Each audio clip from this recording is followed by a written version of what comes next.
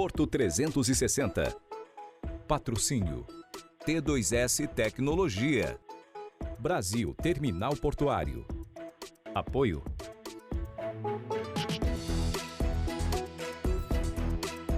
Apoio institucional.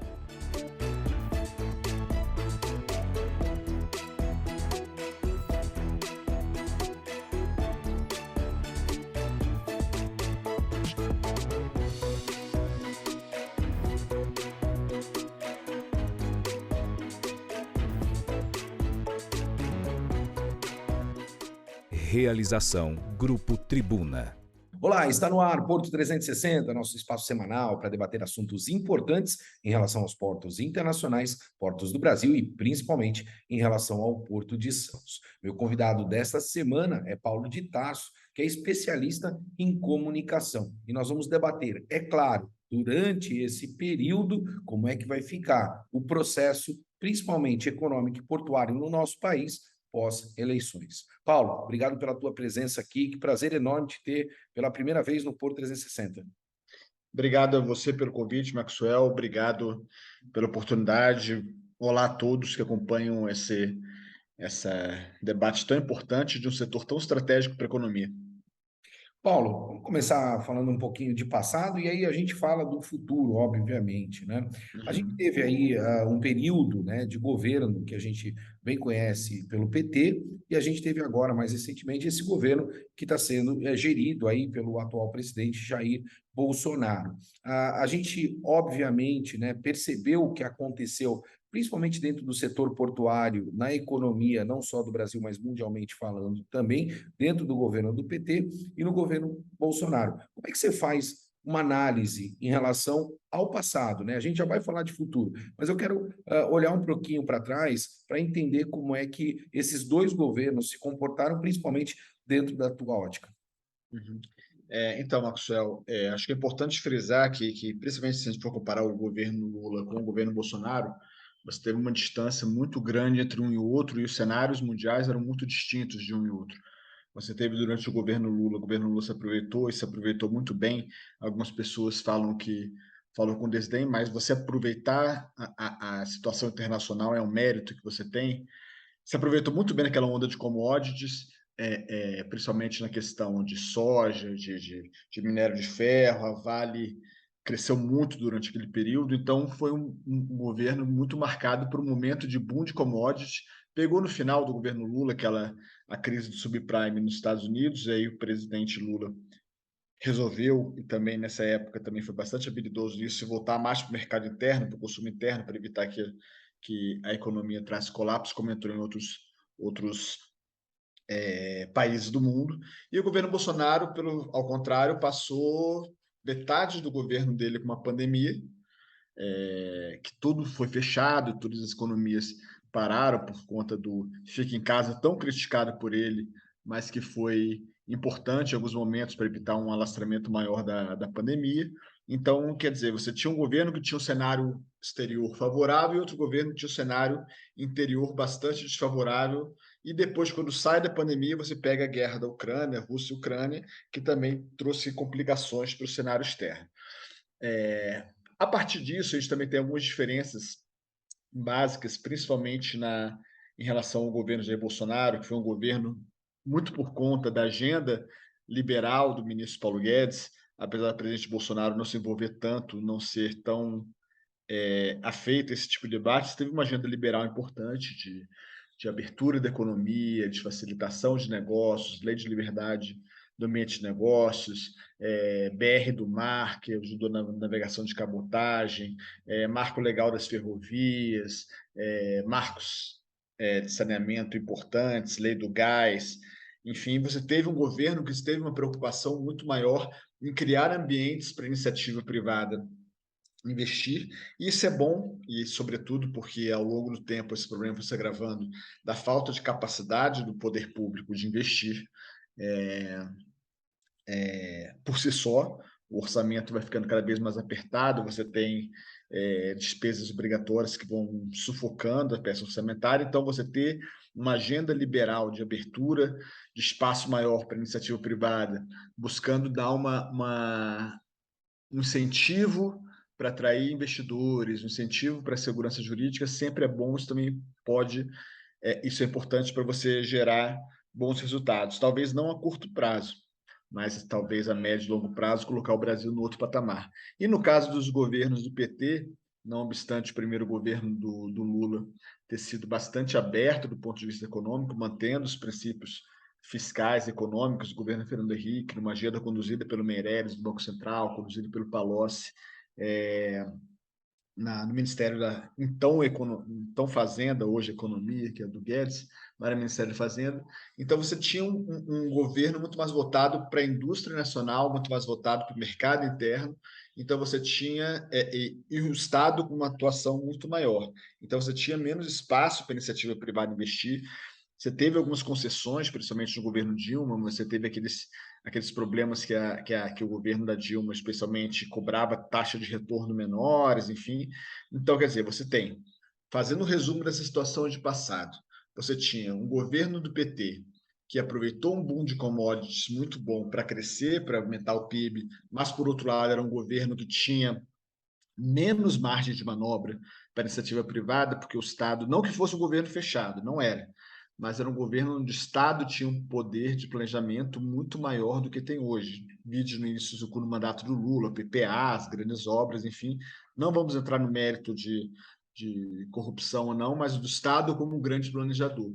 E no governo do presidente Jair Bolsonaro, você teve no cenário externo, um cenário muito mais complexo, com pandemia e o conflito Ucrânia e Rússia. Por outro lado, você tinha uma agenda econômica muito mais voltada para o liberalismo, muito mais voltada para o setor privado investir e ter apetite para investir. Então, acho que são esses dois pontos que eu destacaria nesse início. Deixa eu te fazer um questionamento, né? Você falou do boom do commodities, mas particularmente falando, eu percebo também que o governo do Jair Bolsonaro, né, do atual presidente Jair Bolsonaro, pegou uma carona muito grande, né, nos commodities, e a gente percebe isso de uma maneira bastante clara, né? Apesar de ter iniciado lá no governo Lula, né? Eu costumo sempre brincar que eu sofro da síndrome de Poliana e eu acredito que realmente a gente está no caminho certo, né? E aí eu vou te questionar se realmente a gente está nesse caminho certo, né? Porque a gente tinha uma dificuldade, ou continua tendo uma dificuldade de infraestrutura muito grande dentro do setor portuário. Inúmeros investimentos foram feitos, né, principalmente por iniciativa privada. Então, eu costumo até dizer que da porta para dentro dos terminais está tudo maravilhoso, né? A Disneylândia, no que tange aí a questão de investimento e operação, né, é muito eficiente, mas a gente ainda tem uma carência muito grande na parte de infraestrutura. Percebo que no governo do Jair Bolsonaro teve esse liberalismo para que sejam feitas as infraestruturas necessárias, seja na parte rodoviária, ferroviária e também aquaviária. Mas ainda tem aí uma reclamação, né, uma barulheira gigante no mercado em relação à instabilidade jurídica, que preocupa e preocupa muito os investidores internacionais no Brasil. E aí eu te pergunto, o próximo passo é a industrialização, porque quando a gente exporta muito commodities, a gente tem uma concentração de renda muito grande em um determinado nicho de mercado, né? E aí você tem uma queda significativa do emprego, porque é limitado, né, as operações, e você não tem a industrialização. Você acha que, polarizando, né? Porque está polarizado, e eu tenho que te fazer esse questionamento. Você acha que isso está na agenda de quem está pretendendo a presidência da República, né? Como o Lula, como o Bolsonaro, ou até propriamente a Simone e o Ciro? Como é que você está avaliando essa questão, Paulo?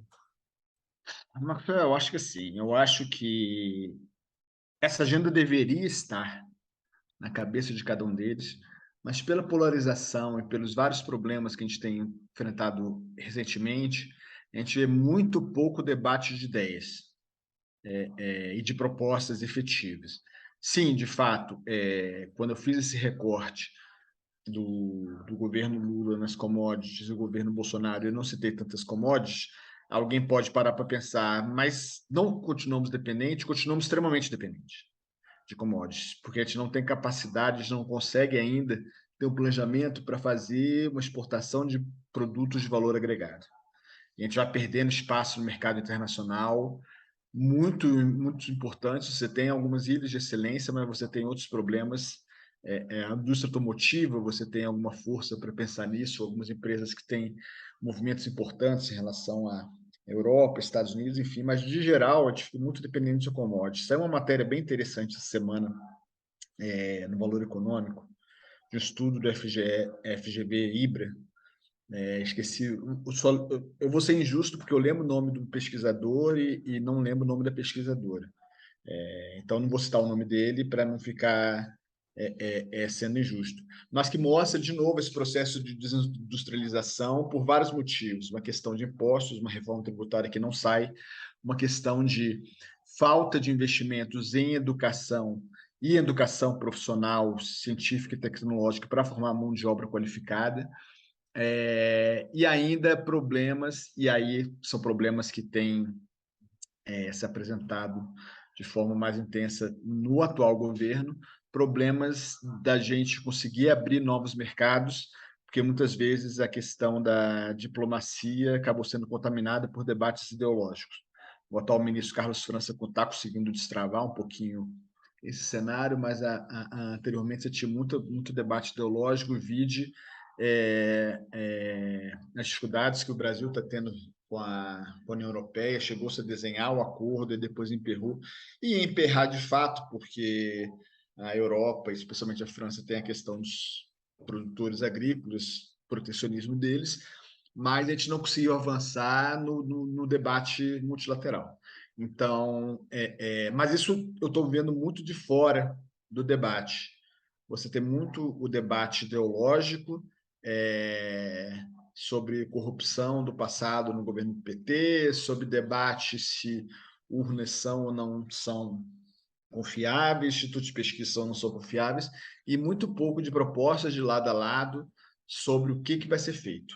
E o que se propõe, o que se coloca, que não é do ponto de vista diretamente do assunto, mas impacta nele, fica assustador, que é a manutenção de programas de auxílio, que são importantes para ajudar a parcela importante da população, são fundamentais, mas que estão no modelo atual fora do teto de possibilidades, e as propostas de manutenção, elevação do valor, de revisão de teto de gastos, que vai tornar ainda mais complexo e mais difícil esse processo de investimentos em setores estratégicos. Quando você falou a questão de rodovias e ferrovias, os portos são 95% da entrada e saída de mercadorias do país, mas eles são o ponto final de uma longa cadeia de infraestrutura, como você lembrou, que começa lá no campo, no investimento para o pequeno agricultor, para o grande agricultor plantar, colher, traz pela rodovia, traz pela ferrovia, tem a questão da energia na ponta, até chegar no porto, embarca, container, aquela coisa toda.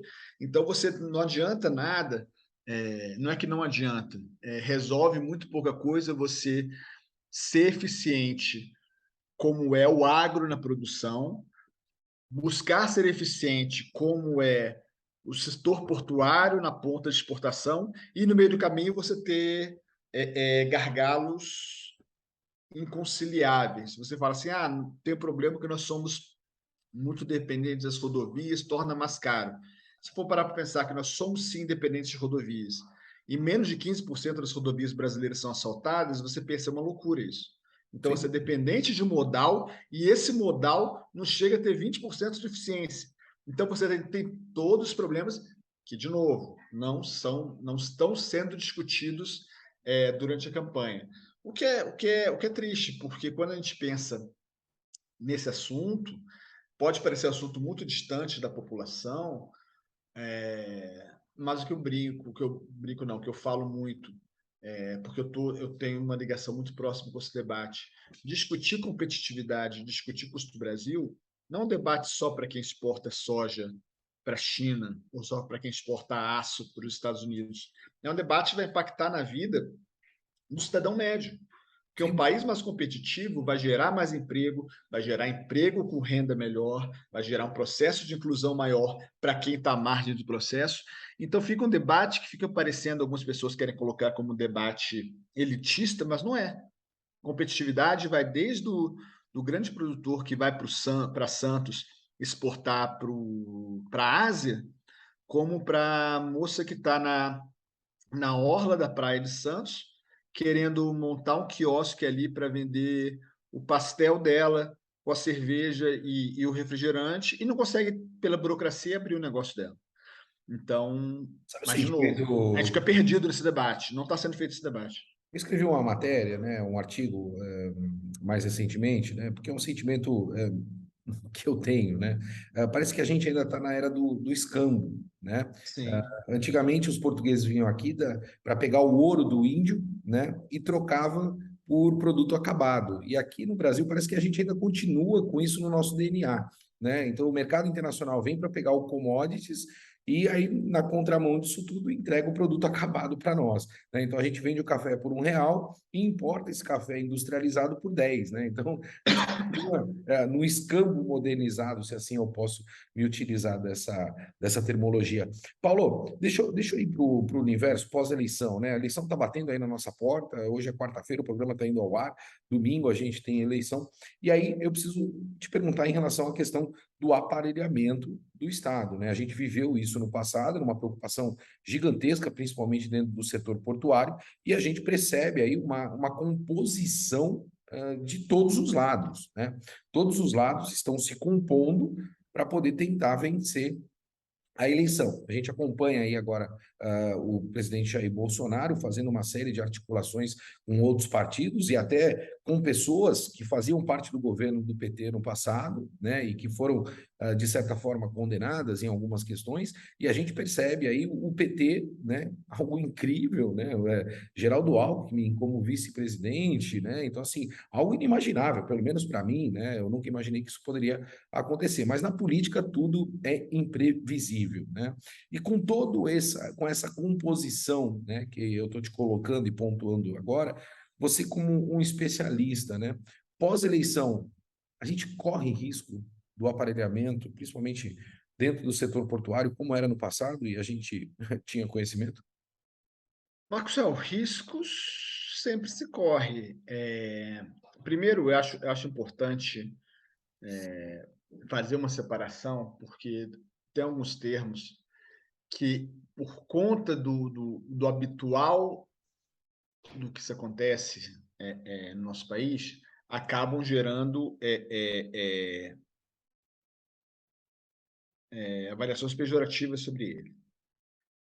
Todo governo, quando é eleito, especialmente no país que, com a pluralidade de partidos, é impossível você ter uma maioria no Congresso só com o partido pelo qual você foi eleito, todos os governos, e a gente vê nos países que são parlamentaristas, aquela questão de formação de gabinete e tal, você tem que fazer composições políticas com outros partidos. E as composições políticas com outros partidos passam, algumas vezes, por você incluir no seu governo as propagandas, as bandeiras, as plataformas que esses partidos defendem de país, economia, política, social, envolve outras vezes também indicações de postos importantes para esses partidos aliados, para eles sentirem parte do governo. Então, o aparelhamento acaba sendo inevitável por isso. O que teria que ser feito, e aí muitas vezes não é feito, é você ter critérios mais transparentes e buscar de uma forma extremada, colocar pessoas que sejam de fato competentes, que tenham ideias para aquele setor.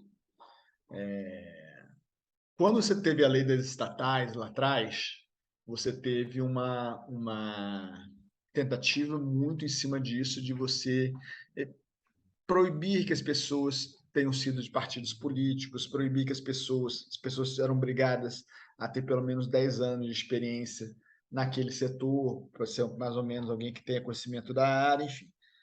E aí, de novo, pelo lado negativo da política, muita gente começou a bater porque queria tomar conta de espaços de poder que, com esse formato, estavam impedidos.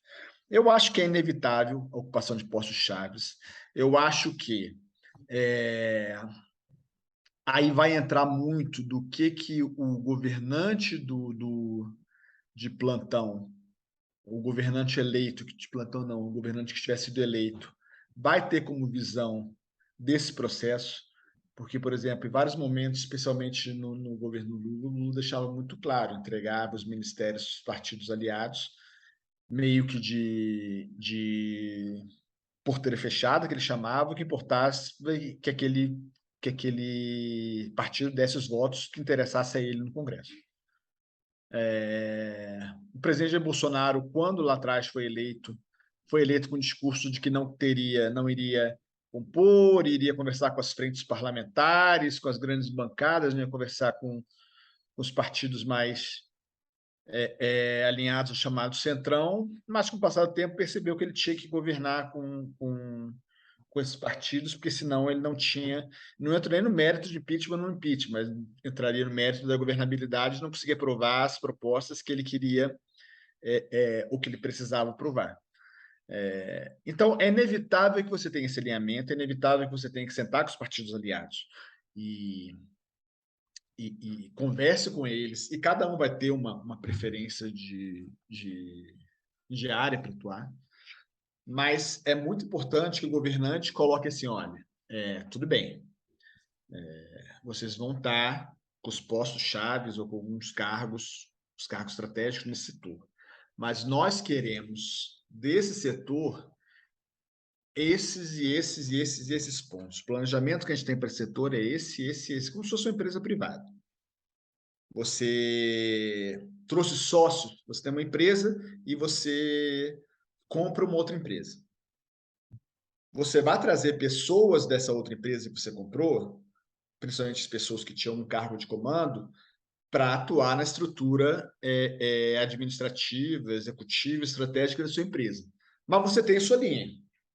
Eu quero que a minha empresa, em determinado prazo, dê tanto de lucro. Eu quero que essa empresa, em determinado momento, gere um produto dessa forma. Então, você dá as diretrizes e faz com que essas pessoas que ocuparam esses espaços cumpram os objetivos para atingir essas metas que você estabeleceu. Isso vai ser tão mais eficiente quanto mais forte for o governo. Um governo que esteja fraco, um governo que esteja com uma avaliação baixa, ou se você tiver uma eleição muito apertada,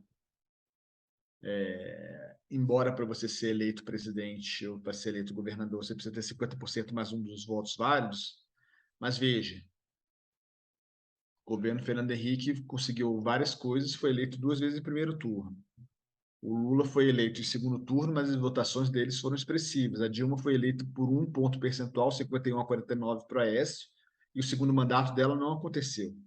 Então, quanto mais forte o governo for, quanto mais claro ele tiver de propostas para os setores que ele quer fazer com que movimente a economia, menos brecha ele vai dar espaço, menos espaço ele vai dar para que esses partidos usem aquilo só como interesses próprios. Vai continuar muitas vezes interesses próprios? Vai.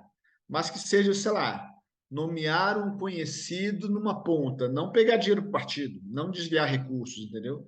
Então, o aparelhamento, eu acho praticamente impossível num país que tem um sistema político esfacelado como é o nosso, os governantes não conseguem ter maioria com o próprio partido, então você vai ter esse aparelhamento, ou essa ocupação de espaço pelos aliados, mas que você tenha regras claras para que esses aliados saibam, olha, você está aqui, mas você está seguindo o que eu penso de país. Você alinha com isso? Não, não alinha. Então traz outra pessoa, ou traz outro partido, ou vai para outra área, entendeu? Paulo, a gente está chegando ao final do nosso programa. Eu francamente, né, queria ficar mais tempo aqui batendo papo com você, até porque eu acho que todos, né, compartilham da mesma preocupação que eu tenho, né, com o cenário pós-eleições. Eu acompanho a tua linha, né? Particularmente, eu gostaria que fosse um governo forte, que um dos candidatos tivesse uma votação muito expressiva para que a gente pudesse navegar em mar calmo, né? Quando a gente tem essa polarização, essa competição, seja quem for que ganhe, nós vamos ter um problema lá na frente, né? Porque aí, obrigatoriamente, a oposição também sai forte da eleição. E aí isso é bastante preocupante. E eu acho que a gente vai ter 4 anos difíceis aí pela frente, seja quem for que leve a eleição agora, até porque a gente não tem a celeridade necessária para fazer as transformações. E o mundo está em constantes transformações. Você falou da guerra da Ucrânia, você falou da pandemia, mas no governo Lula também houveram outras crises, né, mundiais, econômicas e assim sucessivamente. Ou seja, problema vai sempre existir. A diferença vai ser como é que o governo vai tratar esses problemas. E para encerrar, né, na tua ótica, pela experiência que você tem, você acha que vai dar Lula, Bolsonaro ou vai vir uma surpresa aí de terceira via? Ou vamos eliminar a terceira via? Isso não vai acontecer. Eu acho que não tem terceira via, vai ser Lula e Bolsonaro. É perigoso porque está indo ao ar na semana que vem, as pesquisas estão muito oscilantes. Eu ainda acho que, apesar de algumas pesquisas apontarem, eu ainda acho muito mais provável um segundo turno. Qual a distância entre eles? Eu já achei que seria mais apertado, eu já achei que seria um pouco mais dilatado, mas estão muito voláteis os números.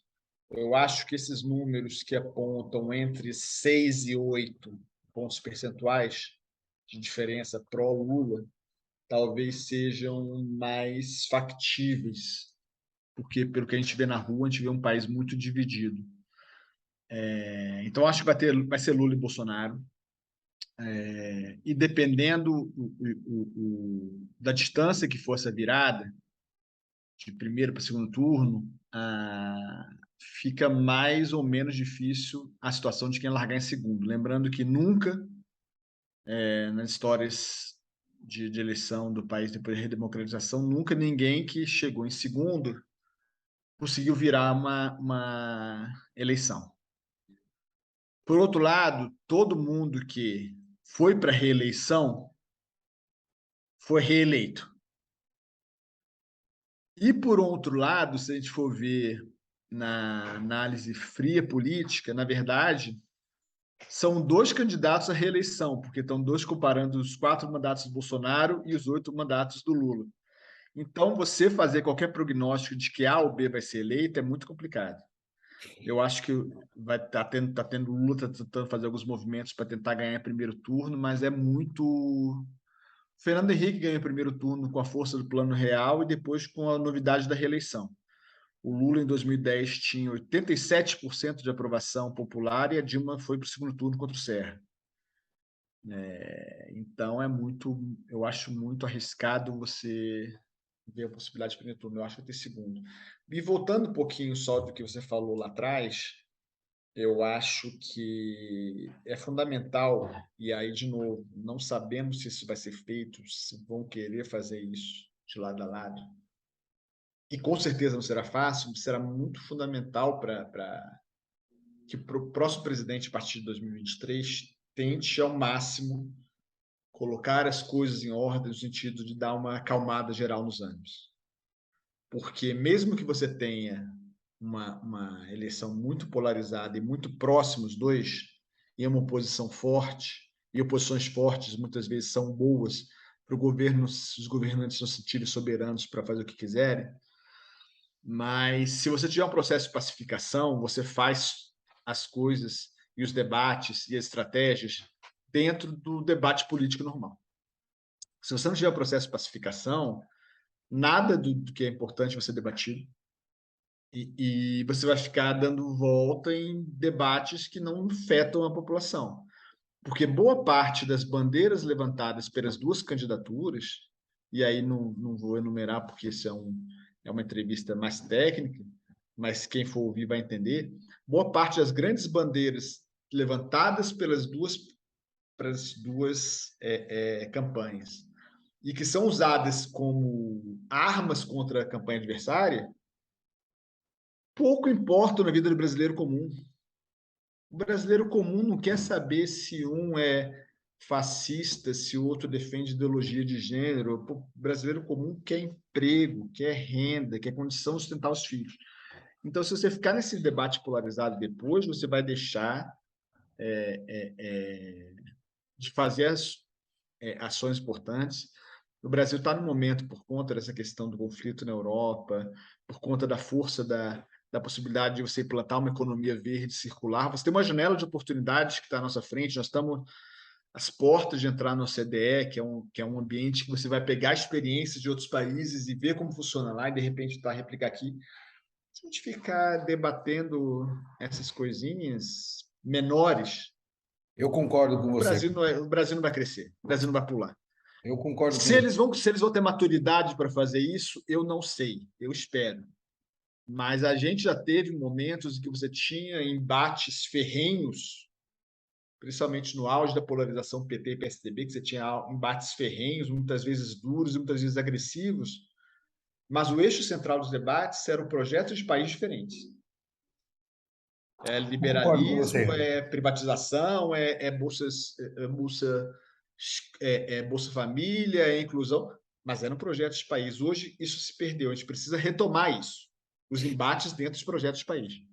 Concordo com você, eu acho que o debate está muito vazio, né, francamente falando, e honestamente falando, pelo menos se eu posso, de alguma maneira, fazer alguma previsão, eu acho que nenhum dos dois lados vai admitir perder essa eleição, seja qual for o resultado. E talvez a gente tenha um mar bastante turbulento aí pela frente. Paulo, muito obrigado pela tua presença aqui com a gente. Espero que você volte depois da eleição para que a gente conflita aí tudo o que aconteceu e consiga também fazer uma análise e uma projeção mais para frente. E você, como bem sabe, eu vou ficando por aqui, sempre movimentando muito mais do que informação. Forte abraço e até semana que vem. Porto 360. Patrocínio T2S Tecnologia. Brasil Terminal Portuário. Apoio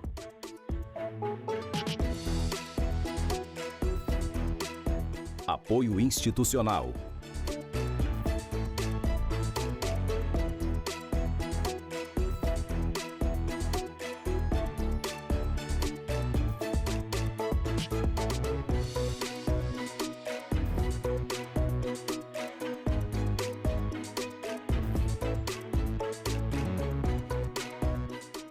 Realização Grupo Tribuna.